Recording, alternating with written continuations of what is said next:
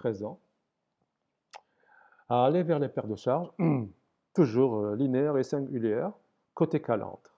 Ça va être tout petit peu plus compliqué, mais on aura une toute petite chose qui sera bien pour nous. Nous allons négliger les paires de charges singulières, vous allez voir. Donc commençons. Nous sommes à présent du côté calandre, c'est-à-dire entre la surface externe du tube et le diamètre intérieur de la calandre, où nous ne nous intéresserons pas aux paires de charges singulières. Nous allons considérer uniquement les paires de charges linéaires. Nous allons nous focaliser sur les paires de charges linéaires, étant donné que celles-ci, les précédentes, c'est-à-dire les paires de charges singulières, sont négligeables. Alors je commence. Toute la question, il faut voir un peu comment va s'effectuer l'écoulement. Si je m'intéresse uniquement aux paires de charges linéaires, la question qu'on est en droit de se poser, une fois qu'on a relié lambda à J, quelle est la longueur de la conduite? Quel diamètre faudrait-il considérer puisque je ne suis plus dans une section droite de section circulaire comme je l'ai été quand j'ai fait le côté tube? C'est ce qu'on va essayer de voir maintenant dans les prochaines diapositives qui arrivent. Donc commençons. D'abord, la méthode que je vais vous présenter, elle est sujette à beaucoup d'incertitudes en comparaison avec le côté tube. Le côté tube, il est à peu près précis, mais côté calandre, ça va être juste une estimation de la paire de charges côté calandre. Ça va nous donner une idée, une estimation de la paire de charges côté calandre, car ces méthodes ne sont pas très précises. Ce sont donc juste des approximations des ordres de grandeur. Alors allons-y. Donc intéressons-nous aux paires de charges côté calandre à l'extérieur des tubes, c'est-à-dire pour lesquels nous avons considéré que seules les paires de charges linéaires étaient prépondérantes. Donc, qu'est-ce que nous allons dire maintenant? La paire de charges linéaire côté calandre correspondra toujours à une diminution de la pression totale qui va être due à deux choses. Je suis côté calandre, cette calandre est munie de chicanes, donc je vais avoir plusieurs passages entre deux chicanes successives. Et chaque compartiment, on va dire, chaque compartiment délimité par ces deux chicanes consécutives aura une certaine longueur. Ça se correspondra à la longueur de la traversée. Donc je vais bien sûr présenter ça avec des animations. Donc ça va être dû, la chute va être due au nombre de fois qu'aura le fluide à traverser la portion du faisceau comprise entre deux chicanes consécutives, comme j'ai dit. Je vais expliquer ça. Alors, ça va être égal au pas de chicane plus 1. Je vais vous expliquer. Mais j'ai déjà parlé de ça dans les diapos d'avant, les premières diapos. Donc ça va être égal à le pas de chicane, la distance qui sépare deux chicanes successives, plus 1. Alors, pourquoi? Regardez, ça c'est la coupe de votre échangeur, le diamètre intérieur DC, ça c'est le diamètre de la calandre. J'ai considéré 4 chicanes transversales, donc NB égale à 4, NB c'est le nombre de chicanes égal à 4. Pardon, quand j'ai dit tout à l'heure le pas de chicane, c'est pas le pas de chicane. Le pas de chicane, c'est B. Désolé. NB, c'est le nombre de chicanes. Le nombre de chicanes transversales. Voici la première, la seconde, la troisième et la quatrième. Les voici donc. Alors, combien de fois le fluide va-t-il traverser deux chicanes consécutives? Regardez bien, je vais vous faire d'abord les tubulures d'entrée et de sortie. Le faisceau, le voici. Les plaques tubulaires qui, dans ce cas, faisons attention, la partie qui est recouverte, la partie des tubes qui est recouverte par les plaques tubulaires ne va pas être prise en considération. Par conséquent, ici, nous ne raisonnerons que sur la longueur effective, pas la longueur totale. Donc, voici le pas de chicane, B, qui sépare deux centres consécutives. Regardez bien maintenant, je vais placer les tubulures d'entrée et de sortie. Comme je l'ai dit, nous raisonnons sur la longueur effective, donc NB égale à 4, j'ai 4 chicanes, la longueur effective que voici, elle ne comprend pas les parties recouvertes par les plaques tubulaires ici, en pointillé, que j'ai mis en pointillé. Voici la tubulure d'entrée et de sortie. Vous remarquez que j'en parlerai tout à l'heure, je ferai une petite remarque, qu'elles sont disposées de part et d'autre. Elles ne sont pas du même côté, on va voir tout à l'heure, j'en ai déjà parlé dans les précédentes séances. Voici maintenant arrivé l'écoulement. Je vous avais dit qu'il y avait globalement deux écoulements, un écoulement transversal perpendiculaire au tube et un écoulement longitudinal parallèle au tube. Kerr ne considère que la partie en marron, c'est-à-dire la partie transversale, puisqu'il a considéré une ouverture de 25% pour pouvoir dire que ça, c'est équivalent à ça. Bien, je ne vais pas reparler de ça, donc regardez bien s'il vous plaît. Nous avons un premier passage, un second, un troisième, un quatrième et un cinquième. C'est pour ça qu'ici, tout à l'heure, je vous avais dit, la perte de charge linéaire, elle est due au nombre de fois qu'aura le fluide à traverser des portions de votre échangeur, de votre faisceau, comprises entre deux chicanes successives, excepté bien sûr pour la première et la dernière, qui est entre les chicanes et les plaques tubulaires. Donc c'est 1 plus 1. C'est 1 plus 1. Bien, une fois qu'on a trouvé ça, c'est très bien. Nous avons dit que le fluide traversera 1 plus 1 fois le faisceau. Maintenant, quelle est la longueur de cette traversée? Cette traversée, quand le fluide fait ça, quelle est cette longueur? Quelle est cette longueur? Il est clair que tout le monde l'a compris, c'est le diamètre de la calandre. Regardez bien avec l'animation, c'est DC, diamètre intérieur de la calandre, ici, et ici, dans tous les tronçons, les 5 tronçons, la longueur, elle est égale à DC. Par conséquent, je l'ai compris, la perte de charge linéaire, elle est due à 1 plus 1 fois le flux traverse 1 plus 1 fois le faisceau, chaque compartiment, il a une longueur égale à DC. Je rappelle maintenant quelque chose que j'avais fait. Je vous avais dit que pour pouvoir déterminer le nombre de chicanes, il y avait ça. La longueur effective était égale à le pas de chicane B multiplié par 1 plus 1. C'était pour trouver le nombre de chicanes. Eh bien, on peut utiliser la même relation pour dire que 1 plus 1 peut être aussi égal à l'effective, la longueur effective, divisée par le pas de chicane, par B, divisé par le pas de chicane. C'est pour ça qu'ici, donc, le 1 plus 1 est aussi égal à la longueur divisée par le pas de chicane. Il se pourrait que dans un énoncé, nous ne vous donnons pas le nombre de chicanes. Nous vous donnons la longueur et le pas de chicane, mais pas le nombre. Voici comment vous faites pour pouvoir passer de 1 plus 1 à l'effectif sur B. Bien, récapitulons, si vous le voulez bien. Voici les résultats auxquels nous avons abouti, côté calandre, où nous raisonnons strictement que sur les paires de charges linéaires. Nous avons dit que la paire de charges était due à n plus 1 et DC, c'est-à-dire le nombre de fois qu'aura le fluide à traverser les portions du faisceau comprises entre deux chicanes successives, dont la longueur sera égale à DC. Par conséquent, je l'ai compris, pour ma formule, ma longueur, elle, correspondra à 1 plus 1 fois DC. 1 plus 1 fois DC. Cette longueur, plus cette longueur, plus cette longueur, plus cette longueur, plus cette longueur. Bien, maintenant, la question est quel diamètre utiliser? Nous allons suivre ce qu'a fait Kern. Nous allons considérer le diamètre équivalent qui se base sur le périmètre de transfert. Donc voilà, j'ai trouvé la longueur, je vais arranger ça ici. La longueur, je sais maintenant que la longueur sera égale à 1 plus 1 fois DC. Et tout ça a été adimensionné, rendu adimensionnel en introduisant le diamètre équivalent. Le diamètre équivalent.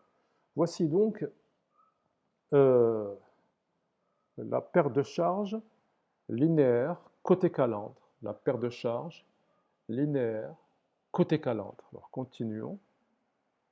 bien sûr corrigé par le rapport des viscosités, la viscosité bulk viscosity sur la viscosité de la paroi à la puissance 0,14, parce que je vous avais dit, je me suis placé dans le cas d'un écoulement turbulent. Continuons. Oui, j'en ai déjà parlé. Dans le cas d'un nombre de chicanes paires, les deux tubulures sont placées de part et d'autre de la calandre. En revanche, si j'avais opté pour un nombre de chicanes impaires, les deux tubulures auraient été dans le même axe. Ils se seraient placés sur la même génératrice. Je vais présenter ça dans la prochaine diapositive, mais j'en avais déjà parlé, ça fait très longtemps, dans une des séances où je parlais des chicanes, je pense. Donc regardez bien, s'il vous plaît. Je vais maintenant prendre un nombre impair de chicanes, comme ceci. J'ai considéré combien 5 chicanes. 5 chicanes. Vous remarquerez que la tubulure doit être dans la même, placée sur la même génératrice du tube, c'est-à-dire du même côté. Regardez s'il vous plaît. Effectivement, on aura un plus un passage, c'est-à-dire 6 passages, et les deux tubulures sont exactement du même côté. Alors je vais juste vous montrer quand est-ce que j'ai parlé de ça, parce que j'en ai déjà parlé. C'était...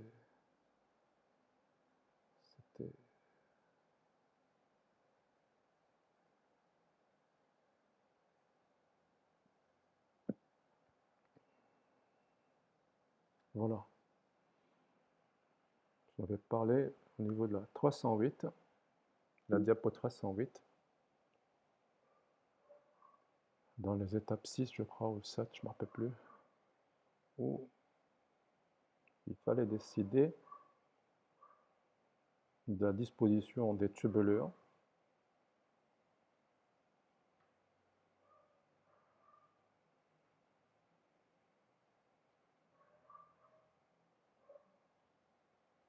Alors, voilà, par exemple, pour le premier cas, où nous allons considérer un nombre impair de chicanes, si bien que les deux tubulures côté calandre seront disposées sur les mêmes génératrices. J'ai considéré donc 5 chicanes impaires, les voici. Et le deuxième cas, où je considère un nombre pair de chicanes, et dans ce cas, les deux tubulures côté calandre seront placées de part et d'autre, comme ceci.